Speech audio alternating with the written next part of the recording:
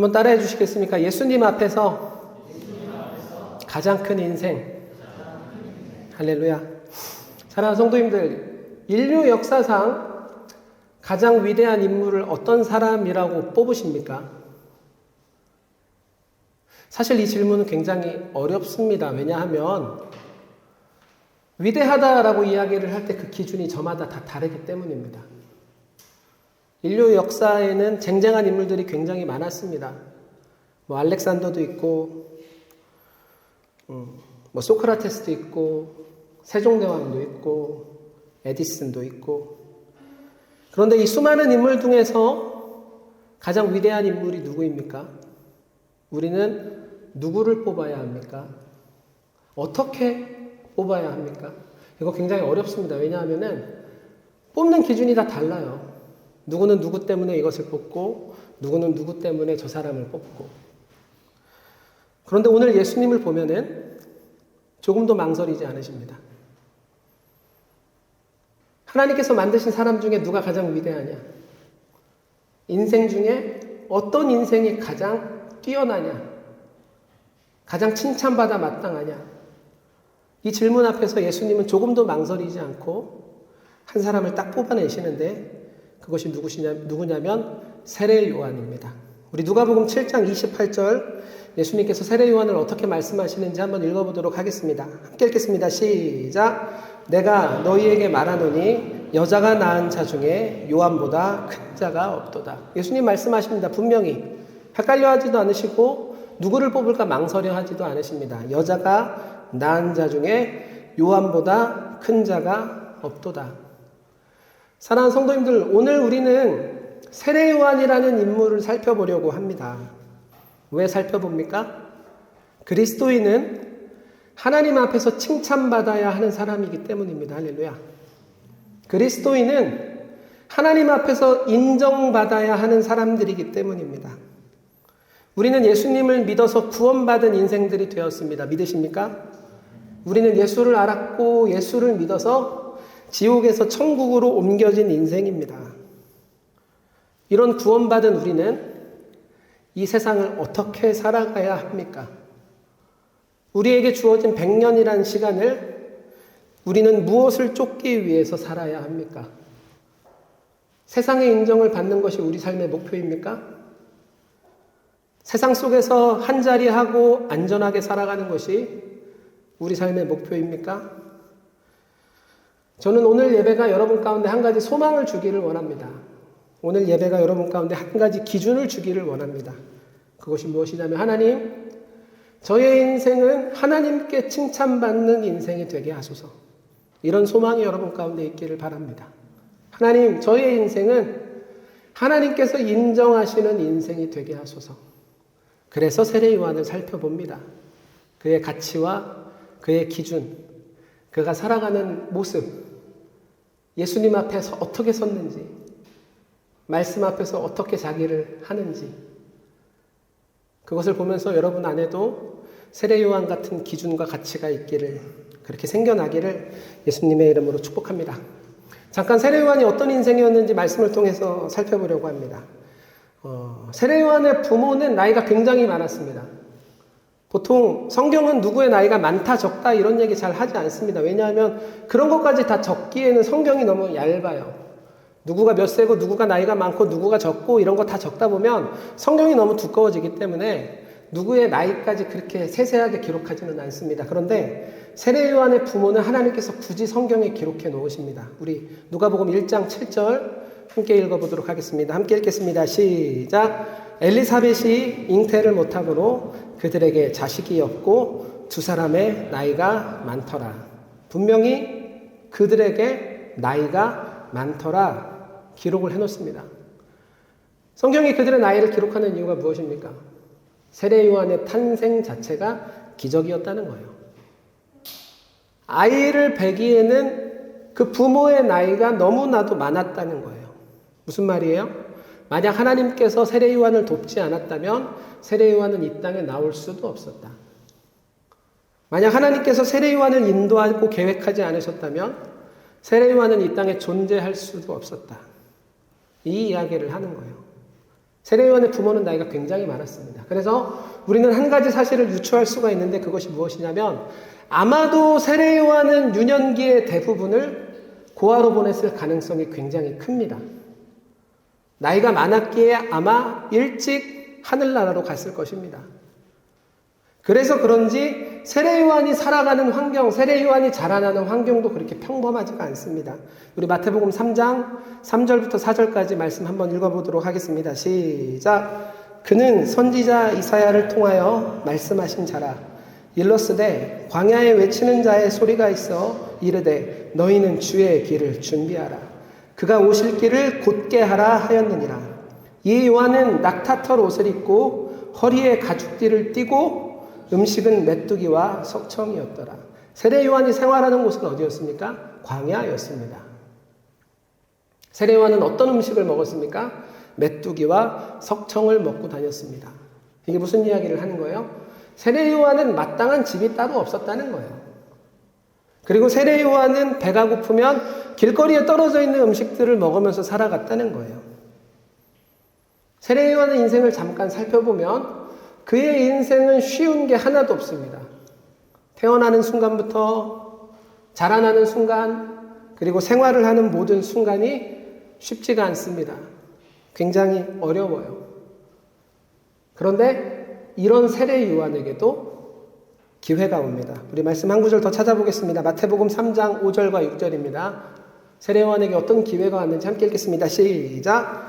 이때 예루살렘과 온 유대와 요단강 사방에서 다 그에게 나와 자기들의 죄를 자복하고 요단강에서 그에게 세례를 받더니, 세례 요한이 하나님을 대언해서 말씀을 선포합니다.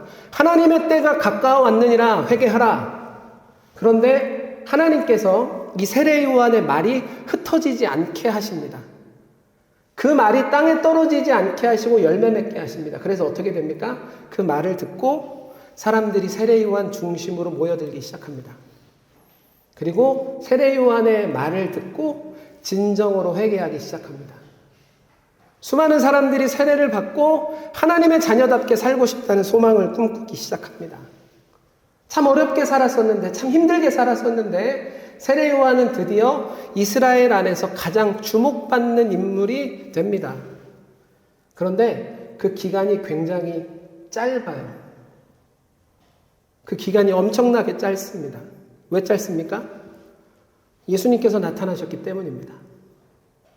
곧이어서 예수님께서 등장하셨기 때문입니다. 예수님께서 사역을 시작하시는 순간 세례 요한이 갖고 있었던 인기는 이상하리 많지 순식간에 사라집니다. 이거 굉장히 정상적인 일이 아니에요. 왜냐하면 정점을 찍은 한 인물은 아무리 전성기가 끝나도 레전드의 리스트에 남게 됩니다. 그런데 참 이상하게도 세례 요한의 인생은 그런 게 없어요. 예수님께서 나타나시자마자 그의 모든 인기는 예수님께로 완전히 옮겨지게 됩니다. 사람들이 더 이상 세례 요한의 말을 듣지 않아요. 예수님께로 갑니다. 예수님의 말씀을 듣습니다.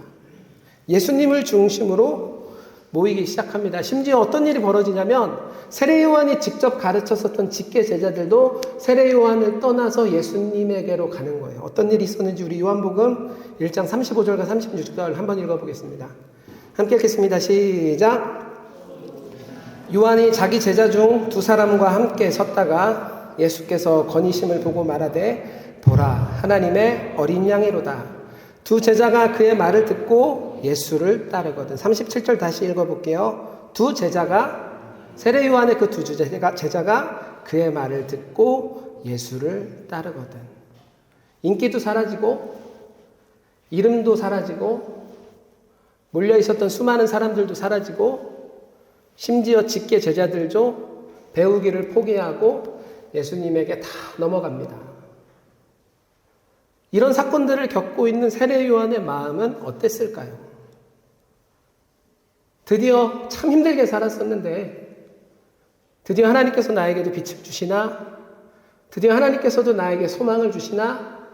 이런 일들이 일어나는 것 같았는데 그것도 잠시 다 예수님께 넘어가는 것을 보면서 세례 요한의 마음은 어땠을까요? 그런데 여기서 끝이 아니에요. 시간이 얼마 지나지 않아서 세례 요한에게는 더욱더 비참한 사건이 하나 일어나게 됩니다. 우리 마태복음 1장 8절 함께 선포하도록 하겠습니다. 시작. 그가 제 어머니의 시킴을 듣고 이르되 세례 요한의 머리를 소반에 얹어 여기서 내게 주소서 하니, 헤로디아라는 사람과 그의 딸이 세례 요한을 모함하고 그를 감옥에 집어넣습니다. 그리고 감옥에서 어떻게 됩니까? 나오지 못하고 목이 잘려서 죽습니다. 그런데 그의 나이 30대 중반, 저보다도 어린 나이입니다. 사랑하는 성도님들, 여러분은 세례 요한의 인생을 보면서 납득이 되십니까? 예수님께서 분명히 말씀하셨죠. 이 인생은 여자가 낳은 자 중에 가장 크다. 이 인생은 하나님께서 창조하신 인생 중에 가장 위대한 인생이다. 분명 말씀하셨고 선언하셨습니다. 그런데 여러분은 세례 요한이 살아본 여정을 살펴보면서 예수님의 말씀이 납득이 되십니까? 이해가 되십니까? 아니요. 그의 인생과 그의 삶을 살펴보면 살펴볼수록 우리의 마음이 불편해집니다. 어떻게 큰 인생입니까? 뭐가 뛰어난 인생입니까? 화려한 것도 없고, 주목받은 것도 없고, 제자를 많이 남긴 것도 아니고, 오래 산 사람도 아닙니다. 그런데 참 희한하죠. 하나님은 이런 인생을 보고 뭐라고 말씀하십니까? 여자가 낳은 자 중에 가장 크다. 예수님은 변함이 없으십니다. 우리가 보기에는 그렇게 좋은 인생 같아 보이지 않지만 예수님은 흔들리지 않습니다. 세례 요한 보고 분명히 말씀하십니다. 인생 중에 가장 위대한 인생이다. 우리는 예수님의 말씀을 통해 한 가지 사실을 확인할 수 있습니다. 그것이 무엇이냐면, 누가 가장 큰 인생이냐, 누가 가장 위대한 인생이냐 하는 문제를 논할 때 하나님의 기준과 세상의 기준은 다르다는 것입니다. 다시요. 누가 가장 큰 인생이냐, 누가 가장 위대한 인생이냐, 누가 가장 빛나는 인생이냐라는 것을 논할 때 하나님의 기준과 세상의 기준은 다릅니다. 같을 수가 없습니다. 그렇기 때문에 우리는 그리스도인으로서 인생을 살면서 우리 마음속에 항상 한 가지 질문을 품고 살아야 합니다. 그것이 무엇이냐면, 나는 세상 속에서 인정받고 싶은 사람인가? 아니면 하나님 앞에서 인정받으면 되는 사람인가? 우리가 이 질문을 갖고 그리스도인으로서 세상을 살아가는 것은 굉장히 중요합니다. 왜 그렇습니까? 세상의 기준과 하나님의 기준은 다르기 때문입니다. 다르기 때문입니다. 사랑하는 성도님들, 그리스도인으로서 이 땅을 살아가는 목적이 무엇입니까? 만약에 여러분의 인생의 목적이 하나님의 기쁨이 되는 거라면, 만약 여러분의 인생의 목표가 하나님께 인정받으면서 살아가는 것이라면 우리의 정답은 세례 요한입니다. 우리의 정답은 세례 요한입니다. 세례 요한의 인생이 우리 눈에 어떻게 보이든 하나님은 이 인생을 기뻐하셨고, 이 인생을 칭찬하셨고, 이 인생을 높이 드십니다. 그래서 목사로서 여러분 가운데 권면하는 것은 그리스도인으로서 하나님의 기쁨이 되기 위해 여러분의 인생도 세례 요한 같은 인생이 되기를 예수님의 이름으로 축복합니다. 아멘 소리가 크게 나오기를 바랬는데, 여러분의 인생도 세례 요한 같은 인생이 되기를 예수님의 이름으로 축복합니다. 옆에 있는 분들과 함께 인사할까요? 성도님의 인생이 세례 요한 같기를 바랍니다. 정말 그렇습니다. 성령님께서 우리의 인생이 하나님이 칭찬하고 기뻐하신 세례 요한을 닮아가게 만들었으면 좋겠습니다. 저는 19살 때부터 찬양 인도를 했습니다.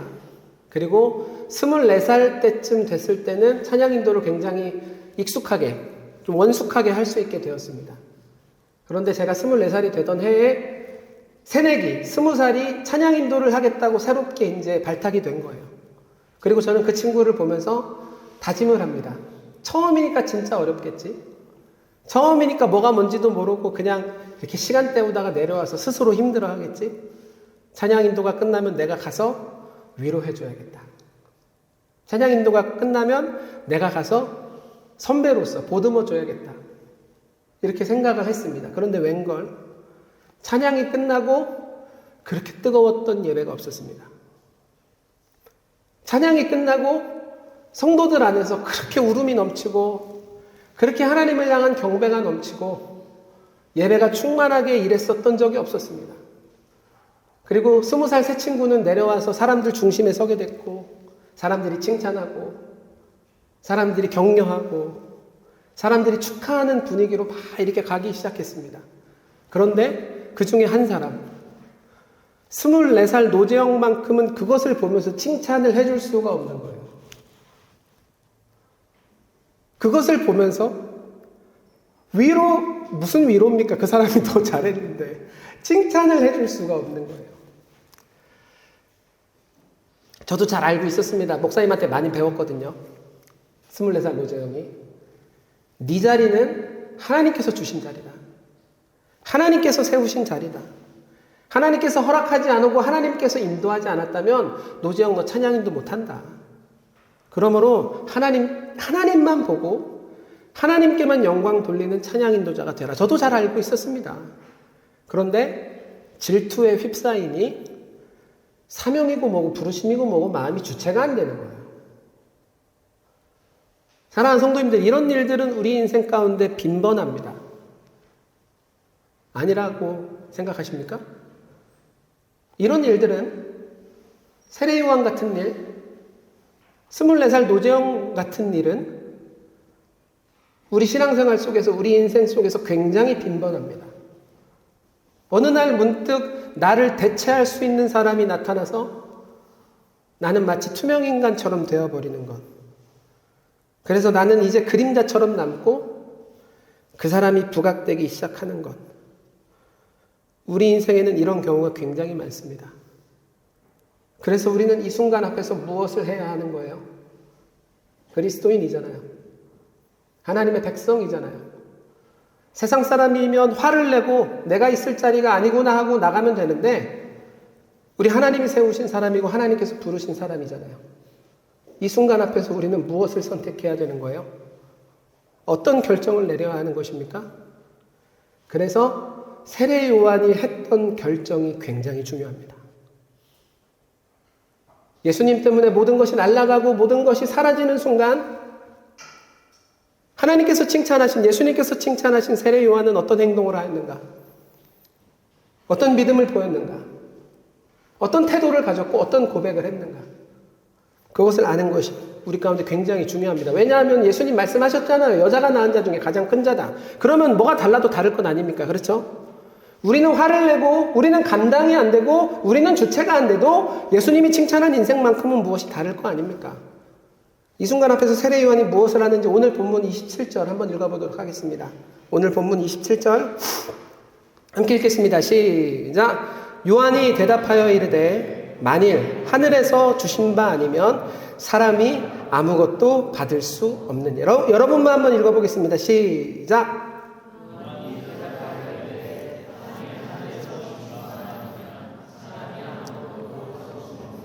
그렇죠. 사람들이 다 떠나고 분위기는 차갑게 식었고 그 순간 속에서 세례 요한은 남은 제자들을 불러 모아서 이렇게 이야기합니다. 뭐라고 이야기하냐면 제자들아 잘 들어. 제자들아 잘 들어.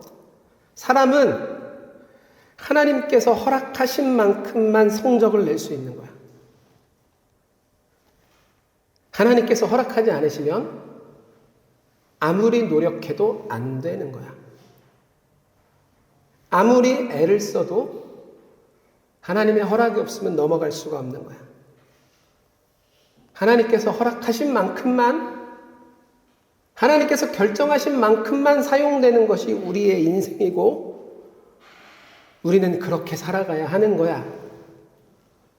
분위기가 막 어수선한데 세례 요한은 제자들을 불러놓고 이렇게 이야기합니다. 그런데 여기서 끝이 아니에요. 세례 요한이 말을 이어갑니다.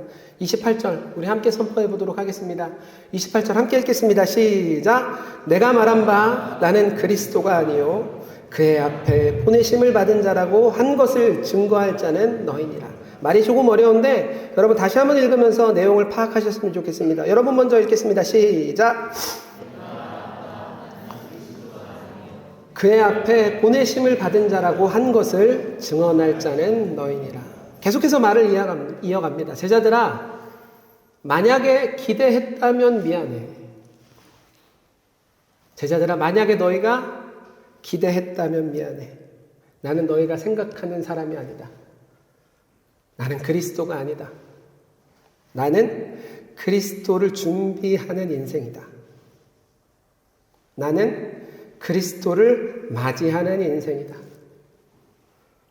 이것이 나에게 허락하신 하나님의 범이다. 그런데 세례 요한의 말은 또 이어져 갑니다. 뭐라고 합니까? 그런데 제자들아 잘 들어.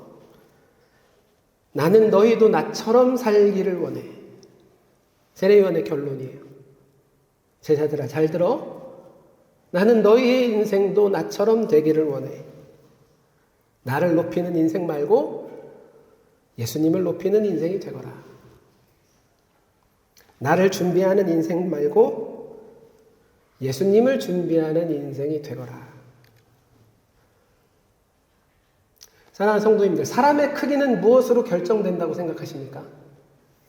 사람마다 크기가 있다고 하죠. 사람마다 정해진 그릇이 있다고 하죠. 이 크기와 그릇은 무엇으로 결정되는 것입니까? 제가 살아보고 신앙생활을 해보니까 알겠더라고요. 내가 어디 앞에서 바짝 엎드릴 수 있는가? 내가 누구 앞에서 바짝 낮아질 수 있는가? 이것이 사람의 크기를 결정하는 것이더라고요. 만약 우리가 사장 앞에서 바짝 엎드리면 우리는 사장의 신뢰를 받게 될 것이고 월급이 올라갈 수도 있고 승진이 쉬워질 수도 있습니다. 만약 우리가 교사 앞에 반짝 엎드리면 우리는 공부하는 법을 알게 될 것이고 성적이 올라갈 것이고 다음 학교를 좋은 학교로 진학하게 될 수도 있을 것입니다. 크기는 무엇이 결정합니까? 그릇은 무엇이 결정합니까? 내가 누구 앞에서 바짝 엎드릴 수 있는가? 내가 누구 앞에서 바짝 낮아질 수 있는가? 사랑하는 성도님들, 오늘 본문을 보면서 계속 살피고 있지만 오늘 세례 요한은 누구 앞에서 바짝 엎드리고 있습니까? 오늘 세례 요한은 누구 앞에서 바짝 낮아지고 있습니까? 예수 그리스도. 예수 그리스도. 이 땅의 창조주. 이 땅의 주관자. 이 세상의 처음이며 이 세상의 마지막 되시고 온 인류를 구원하실 구원자. 할렐루야. 세례 요한은 지금 누구 앞에서 자기를 바짝 엎드리고 있습니까? 세례 요한은 지금 누구 앞에서 자신을 바짝 낮추고 있습니까? 예수 그리스도. 그러니 예수님께서 세례 요한을 뭐라고 칭찬하시는 거예요? 여자가 낳은 자 중에 가장 큰 자다. 여자가 낳은 자 중에 가장 큰 자다. 가장 위대한 인생이다. 사랑하는 성도님들, 우리는 생각해 봅시다. 우리는 무엇 앞에서 바짝 낮아지는 사람들입니까? 우리는 무엇 앞에서 나를 낮추는 사람들입니까?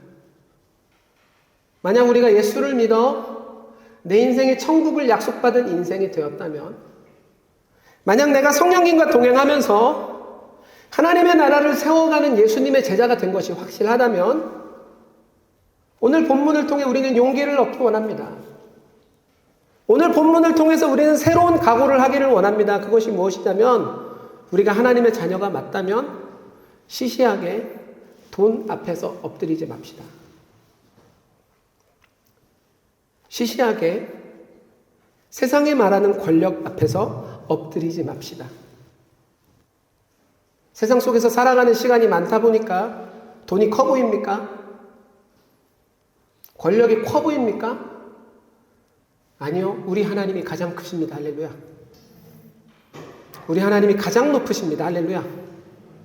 우리 하나님이 가장 위대하시고 우리 하나님이 스스로 계시는 하나님 되십니다. 할렐루야. 이 사실을 알고 예수님의 말씀 앞에서 엎드릴 수 있는 사람, 이 사실을 알고 예수님의 말씀 앞에서 낮아질 수 있는 사람, 하나님은 절대 그냥 두지 않으십니다. 오늘 세례 요한에게 하셨던 것처럼 동일하게 칭찬하실 줄 믿습니다. 동일하게 격려하시고 동일하게 인정하실 줄 믿습니다. 뭐라고요? 여자가 낳은 자 중에 가장 큰 자다. 우리 옆에 있는 성도님들과 다시 한번 인사할까요? 성도님, 뒤에와 앞을 보시면서 성도님, 여러분의 인생이 여자가 낳은 자 중에 가장 큰 자가 되기를 원합니다. 아멘, 아멘. 그렇다면 세례 요한은 예수님 앞에서 자신의 모든 것이 날아가기 시작할 때, 그리고 자신의 모든 것이 사라지기 시작할 때 어떻게 순종했을까요? 이것이 굉장히 중요합니다. 내 것이 날아가고 내 것이 사라지기 시작하니 울면서 순종했을까요? 억지로 순종했을까요? 겨우겨우 순종했을까요? 하나님 그만요. 하나님 제발요. 여기까지만 해주시면 안 되겠습니까? 너무 힘들어서 이제는 버티기가 어렵습니다. 하나님 제발요. 요한의 순종의 모습은 이랬을까요? 우리 29절과 오늘 본문 29절과 30절에 그가 예수님 앞에서 어떻게 낮아지는지, 어떻게 엎드리는지 잘 나와 있습니다. 우리 함께 읽겠습니다. 시작. 신부를 취하는 자는 신랑이나 서서 신랑의 음성을 듣는 친구가 크게 기뻐하나니 나는 이러한 기쁨으로 충만하였노라. 그는 흥하여야 하겠고 나는 쇠하여야 하리라 하니라. 세례 요한의 고백은 우리의 예상과 다릅니다. 뭐라고 고백합니까? 내 안에 기쁨이 충만하도다. 뭐라고 고백합니까? 내 안에 기쁨이 충만하도다. 그는 흥하여야겠고 나는 쇠하여야 하리라. 억지 같아 보이십니까? 어거지 같아 보이십니까? 아니요. 제가 한국에 있을 때 그래도 노래를 전공했기 때문에 가끔 축가를 나갈 때가 있습니다. 축가 나가면은 추리닝 입고 오시는 분 본 적 있습니까? 축가 하는 사람도 나름 꾸밉니다. 양복도 맞춘 걸로 입고 넥타이도 좋은 걸로 하고 커프스 하고 구두도 닦고 머리도 넘겨서 그렇게 축가를 딱 하고 내려옵니다. 그렇게 필요 현장에서 밥을 먹고 있으면 축가가 끝나고 사람들이 저한테 와서 축가 너무 멋있었어요. 이런 사람이 있을까요? 한 명도 없습니다. 한 명도 없습니다. 그럼 저는 그것을 보면서 기분이 나쁩니까? 어떻게 나도 최선을 다해서 했는데 어떻게 내 축가를 이렇게 축하를 안 해주나? 내 마음이 서운합니까? 아니요. 저는 제 친구들이 결혼한 그 신랑 신부가 축하받는 것만 보더라도 제 마음이 기쁨이 충만한 거예요. 나는 하나도 인정받지 못하고 나는 낮아지는 것처럼 보이고 나는 조금 더 드러나는 것 같지 않지만 내 친구들이 주인공이 되니 내 친구들이 그 모든 곳에서 축하를 받으니 오히려 제 안에 기쁨이 넘치는 것입니다. 결론을 내리도록 하겠습니다. 사랑하는 성도님들, 우리 인생의 주인은 누구십니까? 우리 인생의 주인은 누구십니까? 크게 하진 않았지만 여러분이 뭐라고 하는지 제가 다 들었습니다. 우리 인생의 주인이 누구인지 알고 있는 것을 뭐라고 부르는 것입니까? 겸손이라고 부르는 것입니다. 내 인생의 주인이 내가 아니구나. 내 인생의 주인이 따로 있구나. 나를 창조하시고 나를 구원하시고 나를 이끌어 가시고 나를 세워가시는 내 인생의 주인이 따로 있구나. 이것을 고백하는 것을 겸손이라고 합니다. 그래서 겸손은 아주 어려운 신앙입니다. 내 것을 내 것이 아니라고 인정하는 것이 어떻게 쉽습니까? 그래서 겸손은 아주 어려운 신앙입니다. 그러나 그럼에도 불구하고 하나님은 우리 가운데 겸손을 요구하실 때가 있습니다. 오늘 세례 요한처럼. 그리고 우리가 신앙생활을 하면서 겪게 되는 모든 사건들을 통해서 하나님은 우리 가운데 겸손을 요구하실 때가 있습니다. 왜 요구하십니까? 우리가 어디까지 낮아질 수 있는지 시험하시는 것입니까? 우리가 어디까지 굴복할 수 있는지 테스트하시는 것입니까? 아니요. 제가 믿는 하나님은 그런 분이 아닙니다. 제가 믿는 하나님은 어떤 분이십니까? 우리에게 겸손을 요구하시지만 겸손을 요구하시기 전에 겸손이 무엇인지 보여주시는 분이십니다. 할렐루야. 제가 믿는 하나님은 우리에게 겸손하라 말씀하시고 겸손해라 마음도 주시지만 겸손을 우리 가운데 요구하시기 전에 무엇을 하시느냐? 겸손이 무엇인지 먼저 가르치시고 먼저 보여주시고 먼저 행하시는 분이십니다. 하나님 우리 때문에 하늘 보좌를 포기하셨습니다. 믿으십니까? 하나님 우리 때문에 골고다를 결정하셨고 하나님 우리 때문에 멸시와 조롱을 참으시고 손과 발에 못을 박으시고 우리 때문에 십자가에 달려서 자신의 생명을 포기하십니다. 우리 하나님 어떤 분이십니까? 겸손을 요구하지만 겸손을 요구하시기 전에 겸손이 무엇인지 먼저 보여주고 가르쳐 주시는 분이십니다. 이런 하나님이라면 믿을만하지 않습니까? 성도님들, 이런 하나님이라면 우리의 인생 걸어볼 만하지 않습니까? 그러니 세례 요한도 그 하나님을 알았기에 자신의 모든 것이 사라지는 순간 앞에서 고백할 수 있는 거예요. 내 안에 기쁨이 충만하도다. 할렐루야. 그는 흥하여야겠고 나는 쇠하여야 하리라. 겸손을 쫓아가는 여러분이 되기를 예수님의 이름으로 축복합니다. 쉽지 않을 것입니다. 쉽지 않기 때문에 하나님께서 겸손한 자를 여자가 낳은 자 중에 가장 큰 자라고 칭하시는 것처럼. 그러나 겸손을 먼저 보여주시는 하나님의 손길 안에 우리가 있으면 그리고 그 은혜를 누리면서 하나님의 도우심을 받으며 살아간다면 우리 인생도 하나님 앞에서 겸손한 인생이 될 줄 믿습니다. 그래서 저는 목회 모토가 항상 그렇습니다. 하나님, 저를 사용해 주세요. 저였으면 좋겠어요. 제가 하나님의 일을 했으면 좋겠고 제가 은혜를 흘려보내는 통로가 됐으면 좋겠고 다른 사람이 아니라 제가 하나님의 능력과 소망을 전할 수 있는 사람이 되었으면 좋겠어요. 그런데 마음 한켠에 겸손히 저를 누릅니다. 그런데 주님, 제가 아니어도 괜찮습니다. 하나님의 것만 나타날 수 있다면 제가 아니어도 괜찮습니다. 이런 인생이 여러분 가운데 충만하고 또 하나님의 칭찬과 인정이 충만한 그런 여러분이 되기를 예수님의 이름으로 축복합니다. 우리 말씀을 기억하시면서 잠깐 기도하셨으면 좋겠습니다. 하나님, 오늘도 우리 가운데 겸손이 무엇인지 알려주셔서 감사합니다. 겸손하라 말씀하시고 또 겸손을 살아갈 수 있는 방법을 우리 가운데 또 허락해 주셔서 감사합니다. 오늘 우리가 기도할 때 성령님 우리의 마음을 움직여 주셔서 하나님 앞에 서운했던 모든 것들이 사라지게 하십시오. 아니, 그게 은혜였구나라는 것을 깨닫게 하십시오. 우리 마음에 기쁨이 충만하게 하시고 하나님, 내가 쇠할 때마다 하나님 나라와 하나님의 영광이 흥하는 것을 믿음으로 받아들이는 우리가 되게 하시옵소서. 우리 마음을 갖고 우리 20분 동안만 기도하시겠습니다.